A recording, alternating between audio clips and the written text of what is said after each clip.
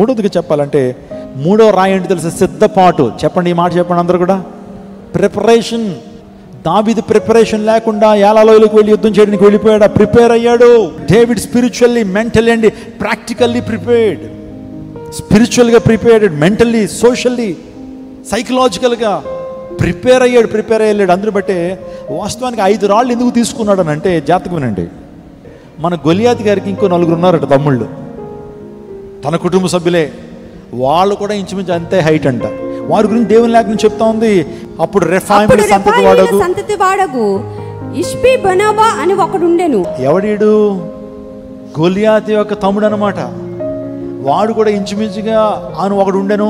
అతడు ధరించిన ఖడ్గము కొత్తది, వాని ఈటే 300 తులము ఎత్తడు గలది, నేను దావీదుని చంపేదనని అతడు చెప్పి ఉండెను. చెప్పండి, అంటే మీరు చూడండి ఎంత సిద్ధపాటు దావీదులో ఉందంటే, వీడితో పాటు ఇంకా 4 ఉన్నారు. వాళ్ళను కూడా నా దేవుని యొక్క సామర్థ్యం ద్వారా, నా దేవుని యొక్క బలం ద్వారా వాడిని కూడా సమరించాలి నేను. స్తోత్రం చెప్పండి, హల్లెలూయా.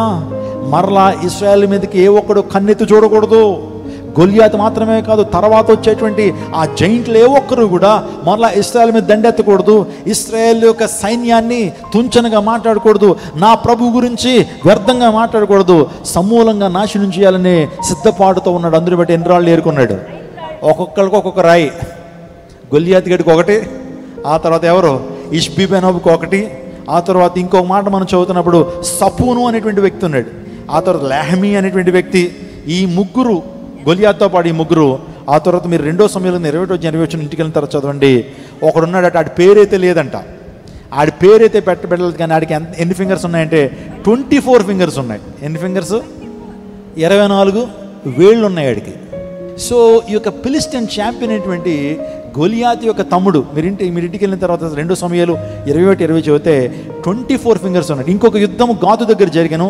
అక్కడ మంచి ఎత్తరి ఒకడు ఉండెను, ఒక్కొక్క చేతికి 6 వేళ్ళు, 24 వేళ్ళు అతనికి ఉండెను. అతడు రెఫాయీముల సంతతి వాడు.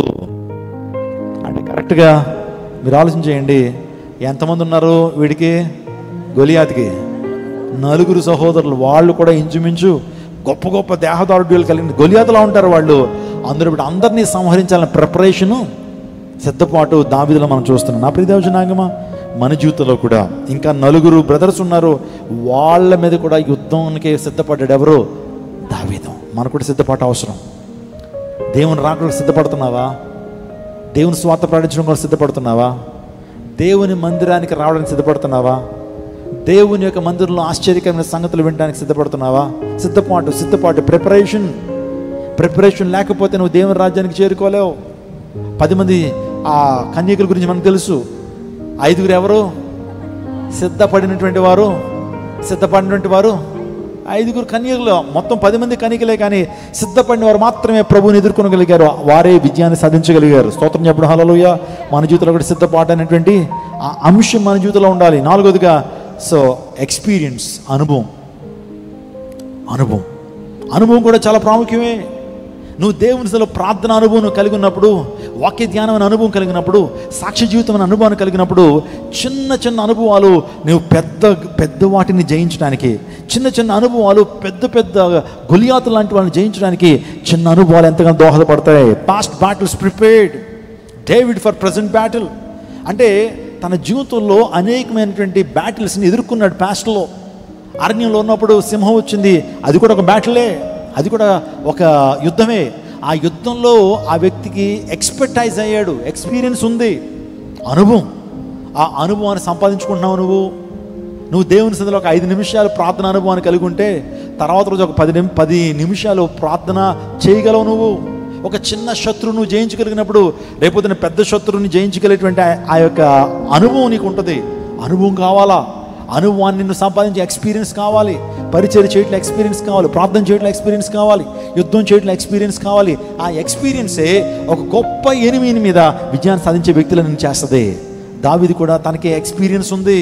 ఆ ఎలుగుబంటి మీద, ఆ తర్వాత ఏంటి, సింహం మీద, చిన్న వాటి మీద విజయాన్ని సాధించాడు. కాబట్టి గొలియాతు మీద అనుభవమే తనకు గొప్ప జయాన్ని తీసుకొచ్చింది. నీ జీవితంలో కూడా ప్రార్థన అనుభవం, నీ జీవితంలో మోకాళ్ళ జీవిత అనుభవం, నీ జీవితంలో సాక్ష్యం చెప్పేటువంటి అనుభవం, నీ జీవితంలో వాక్యాన్ని ప్రకటించేటువంటి అనుభవం, స్వార్థ ప్రకటించేటువంటి అనుభవం, నిజంగా ఎదుటి వ్యక్తికి స్వార్థ ప్రకటించాలి అనేటువంటి ఆ ఆలోచన అనుభవాన్ని కలిగినప్పుడు దేవుడు గొప్ప జయాన్ని నీకు ఇవ్వగలుగుతాడు. స్తోత్రం చెప్పండి హల్లెలూయా.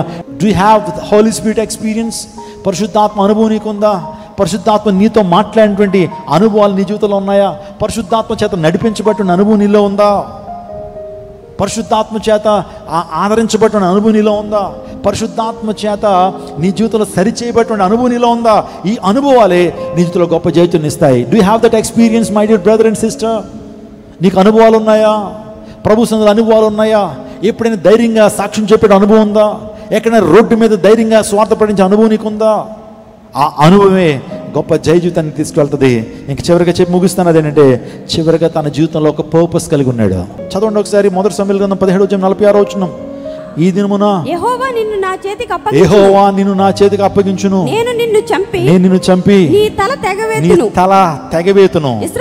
ఇశ్రాయేలులో దేవుడున్నాడని లోక నివాసులందరూ తెలుసుకున్నట్లు నేను ఈ దినమున ఫిలిష్తీయుల కళేబరములను, ఆకాశ పక్షులకును, భూమృగములకు ఎత్తును. హల్లెలూయా. నేను నిన్ను చంపి నీ తల తెగవేతును. ఇశ్రాయేలులో దేవుడున్నాడని లోక నివాసులందరూ తెలుసుకున్నట్లు. పర్పస్ ఏంటి? దావీదు ఎందుకు గొలియాతును చంపాడు? ఏంటి కారణం? ఏంటి? Self Gloria? ఓహో రేపొద్దున నుంచి ఓ హీరో అని పిలిపించుకోవడానికి దావీదు యుద్ధం చేశాడా? తన యొక్క పరపతి పెంచుకోవడానికి, తన పేరు ప్రఖ్యాతులు పెంచుకోవడానికి రాజు అయిపోదామని చేశాడా? లేకపోతే మంచి ఉద్దేశంతో యుద్ధం చేశాడా? ఎందుకు యుద్ధం చేశాడు దావీదు? వ్యక్తిగతంగా తనకు మహిమ రావాలని దావీదు పోరాడలేదు. గొలియాతు మీద పోరాటం చేయడానికి ప్రధాన ఉద్దేశం ఏంటి తెలుసా? దేవుని నామానికి మహిమ రావాలి. కొట్టండి, గట్టిగా చప్పలు కొట్టండి. దేవునికి నామానికి మహిమ రావాలి.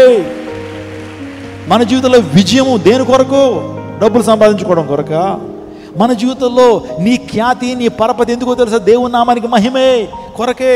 ఆ తర్వాత ఇశ్రాయేలును విడిపించాలని 2 కారణాలను బట్టి దావీదు ఏలాలోయలో గొలియాతుతో యుద్ధం చేసి విజయాన్ని సాధించాడు. ఈరోజు మన జీవితంలో కూడా మంచి పర్పస్ ఉండాలి, మంచి ఇంటెన్షన్స్ ఉండాలా?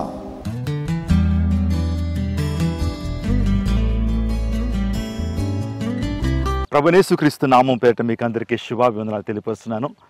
క్రైస్ట్ టెంపుల్కి దేవుడు ఇచ్చినటువంటి భూమి ఇదే. 2 ఎకరాల 16 సెంట్లు స్థలాన్ని క్రైస్ట్ టెంపుల్ పేరు మీద దేవుడు మనకు అనుగ్రహించారు. ఇదే స్థలంలో మహిమాన్విత దేవుని సంఘాన్ని నిర్మించడానికి మనం ప్రయత్నం చేస్తున్నాం. గతించిన కొన్ని సంవత్సరాలుగా ప్రార్థన చేస్తూ వస్తున్నాం. పర్మిషన్స్ ఆల్రెడీ గ్రాంట్ అవుతున్నాయి. ఇదే స్థలంలో సుమారుగా 10,000 మంది పట్టేటువంటి ఒక మహిమాన్విత సంఘం నిర్మించబడబోతూ ఉంది. కావున మిమ్మల్ని అందరినీ ప్రార్థన చేయాలని మనం చేస్తున్నాను. మీ అనుదిన ప్రార్థనలో క్రైస్ట్ టెంపుల్ అనేటువంటి ఈ యొక్క సంఘం కొరకు, ఈ కన్స్ట్రక్షన్ కొరకు ప్రార్థన చేయండి. ఈ మందులు అనేక మంది రక్షణ పొందాలి, అనేక మంది సత్యవాక్యాన్ని వినాలి, దేవుని శక్తిని ప్రత్యేకంగా అనుభవించాలి. ఇప్పుడు వరకు ఈ ల్యాండ్ వాస్తవానికి పొలాన్ని మనం తీసుకోవడం జరిగింది. ఈ పొలంలో సుమారుగా 4 అడుగులు ఈ మట్టిని పూడ్చడం జరిగింది. ఆ తదుపరి ఒక ప్రత్యేకమైన కన్స్ట్రక్షన్ కూడా చేయడం జరిగింది. అక్కడ ఆ ప్రాంతంలో ట్రాన్స్ఫార్మర్, ఆ తర్వాత ఎలక్ట్రికల్ పోల్స్ మనం చూస్తున్నాం. ఆ దేవుని మహాకృపను బట్టి నీటి కొరకు ప్రార్థన చేసినప్పుడు చక్కటి నీటిని, మంచి నీటిని దీన్ని అనుగ్రహించారు. తక్కువ లోతులోనే. దేవుని నామానికి మహిమ కలుగును గాక. అందుని బట్టి కుటుంబాలతో అందరూ ప్రార్థన చేయండి. ఒకవేళ దేవుడు మీరు ప్రేరేపిస్తున్నట్లయితే యోగ్యమైన పరిచర్యకు మీ ప్రేమపూర్వకమైన విరాళాలను పంపించండి. కట్టాలంటే కొన్ని కోట్ల రూపాయలు అవసరం అవుతా ఉంది. అందుని బట్టి దేవుని మీద ఆధారపడి మేము సేవను జరిగిస్తున్నాం. ఏమి విదేశీ సహకారాలు లేవు. దేవుని సేవ మీద ఆధారపడి సేవను ముందుకు నడిపిస్తున్నాం. కాబట్టి మీ కుటుంబం తరపున ఒక శ్రేష్టమైన కానుకను దేవుని మందిరం నిర్మాణం కొరకు మీరు విత్తండి. తద్వారా గొప్ప పంటను మీరు కోస్తారు. నిజంగా దేవుడు మిమ్మల్ని, మీ కుటుంబాన్ని ప్రత్యేకంగా దీవిస్తారు. ఈ పరిచర్యలో 1900కు పైగా బాప్తిసాలు తీసుకుని వారు దేవుని కృపలో నడుస్తున్నారు. మరొకసారి మీ అందరికీ విజ్ఞప్తి చేస్తున్నాను, ప్రార్థన చేయండి. మందిర నిర్మాణం కోసం ప్రార్థన. దేవుని చిత్తం అయితే సెప్టెంబర్, అక్టోబర్ మాసాల్లో ఈ యొక్క మెయిన్ శాంక్చురీని కట్టడానికి మేము ప్రయత్నాలు చేస్తున్నాం. అన్ని ద్వారాలు తెరవబడినట్లు ప్రార్థన చేయండి. దేవుని చిత్తం అయితే 31 ఆ తర్వాత జనవరి ఆరాధన ఇక్కడ జరిగించాలని ఆశపడుతున్నాం. ప్రార్థన చేయండి, సహకరించండి.